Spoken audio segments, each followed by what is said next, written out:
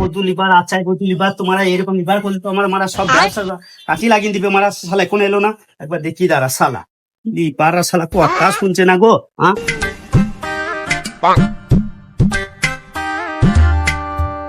বাইগান